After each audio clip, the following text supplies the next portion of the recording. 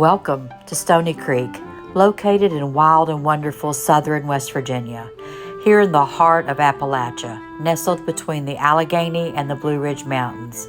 Join us as we explore a culture rich in history and historical landmarks, cooking mid-Appalachian style, gardening, DIY projects, and back porch sitting.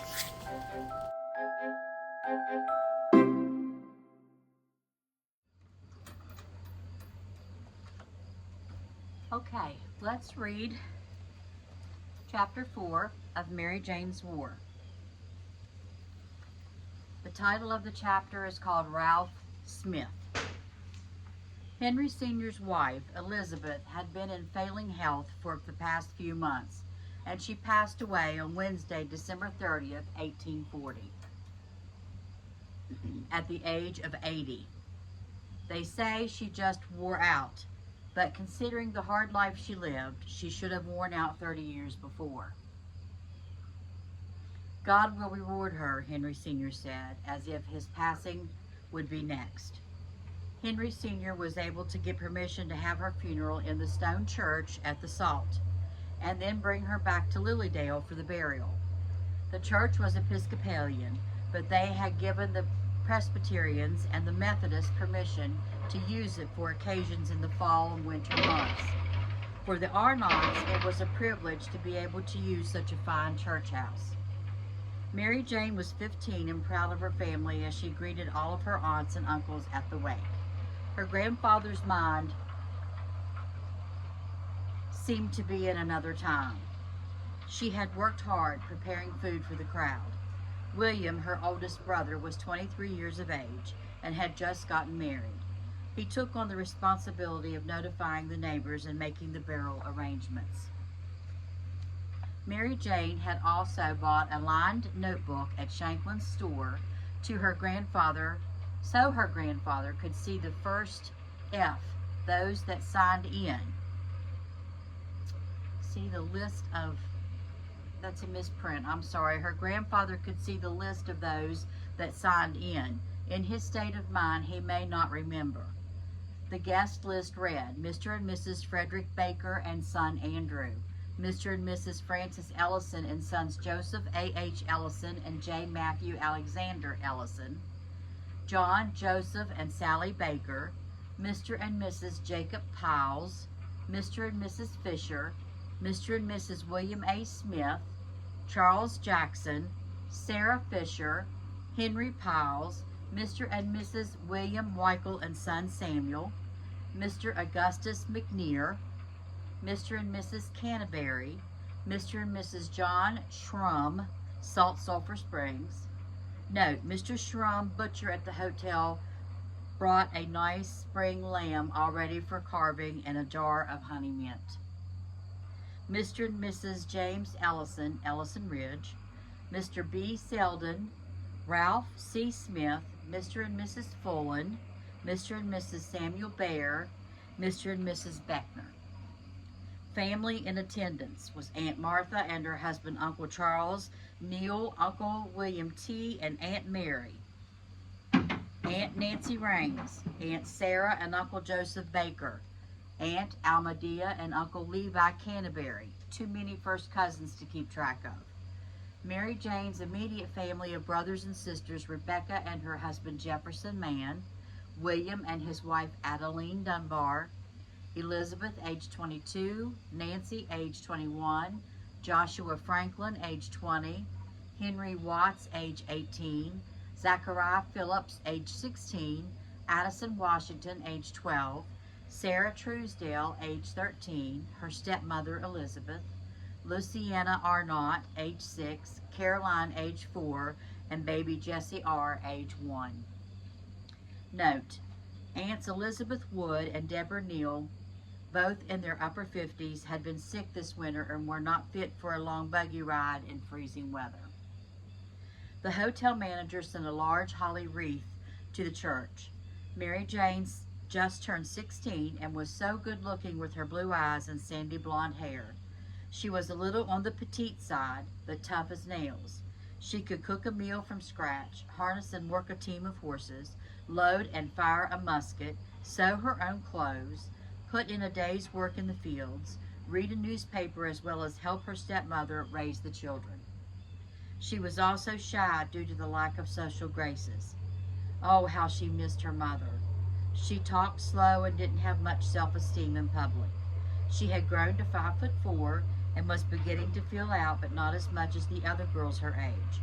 Her smile was nice, but the heavy housework while growing up gave her a slightly sad appearance. Mary Jane had noticed that the boys were looking at her.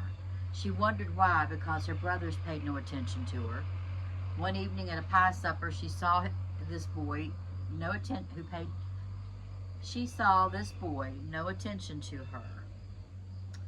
That doesn't sound right. One evening at a pie supper, she saw this boy no attention to her. No older than she was, continually looking back and smiling at her. He smiled and asked, "What are you smiling at?"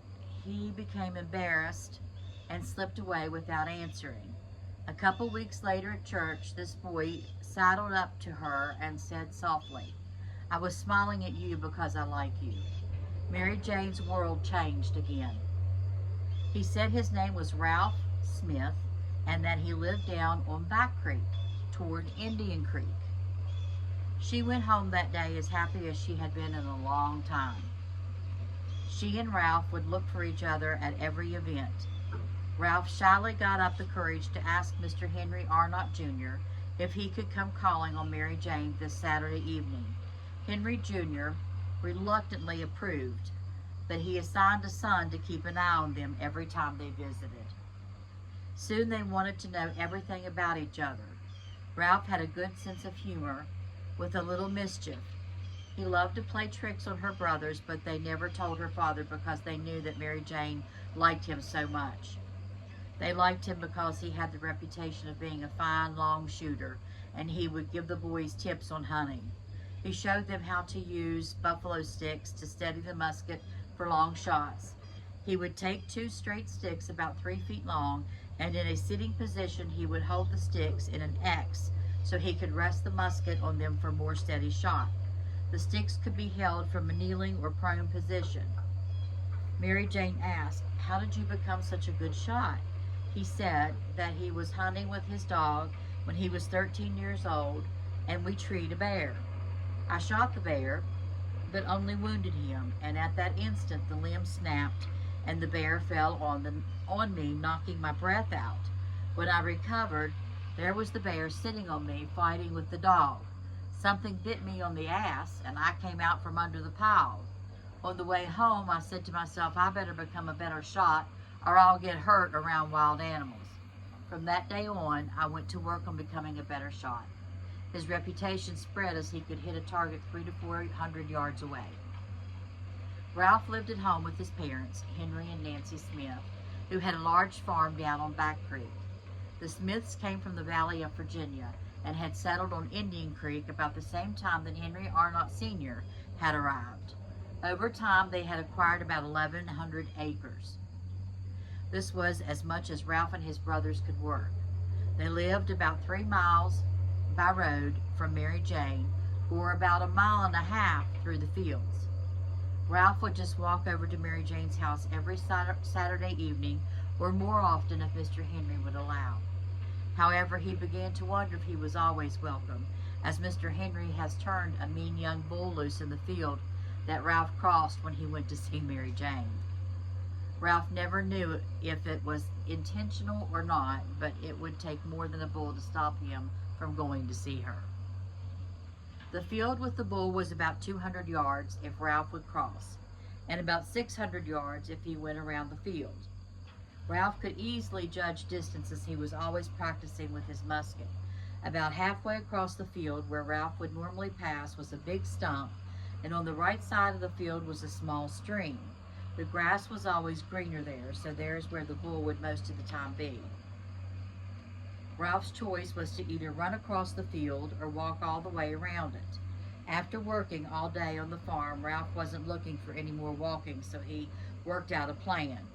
Ralph would sneak up to the field and quietly cross the fence to see where the bull was. If the bull was in his usual place and hadn't raised his head by now, Ralph would race to the stump, which was the decision point in the field. If the bull hadn't moved at that point, he would dash on across the field to the other side. On the other hand, if the bull had started to run before he reached the stump, Ralph would turn around and go back to the starting place and then walk around the field. He always said that if that bull ever figured out dead reckoning, that he would be in trouble. The word of Ralph's Saturday evening run spread all the way to the guests at the hotel, and they would ride out to watch the run. They would stand back from the field as to not spook the bull before Ralph arrived. Some of the guests said it reminded them of Pamplona, wherever that is. In the winter, when work was slow on the farm, Ralph found ways to make money. Whenever a farmer had a cow die, he would dig a hole and bury the carcass in return for the hide as pay. As soon as he had a load of hides, he would take them by pack horse to a tannery at Narrows, down on New River, and sell them for cash money. Then, of course, he would always bring a pretty gift for Mary Jane. Cash money was always scarce around Lilydale, but Ralph had told her that when he had enough money, he was going to marry her. She was in agreement with that, but they hadn't taken into account what her father would say. By the time they were both 18, Ralph had grown about 3 inches and had developed the body of a mountain man, slim, muscular, with a healthy outdoor look. His reputation as a long shooter spread across the country, and it wasn't long before the Coons boys, the Weichel, and the Bear brothers were asking him to join them on their hunting parties. They had been making money on wolf and panther bounties, as well as selling hides and bear fat. They needed someone who could pick off a wolf across a hollow or a high ridge. It wasn't long before farmers were sending for them as they lost livestock, especially in the wintertime. Sometimes they would go on 2 or 3 day hunts. Bears were Ralph's favorite, for they were a challenge. You had to be in good physical shape to hunt bear.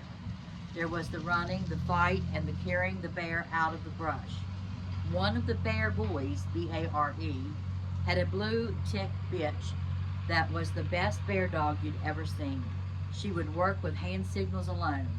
When food was scarce, an old male bear could commit trepidation all over the countryside. The female bears would always go into dens, but the male bears would feed through the winter if bad weather happened. They would make a large bed in the laurel thicket and sleep it out. There would be nut-bearing limbs all over the place. That dog could find cold trail and follow that bear 10 miles until she treed him. Most of the time she would back off and let the men do the kill. That one time the bear made the dog so mad that she went in for the kill and got torn up so bad by the bear that she only chased deer after that. Some of the boys wouldn't shoot the bear in the head because they wanted to sell the head with the hide.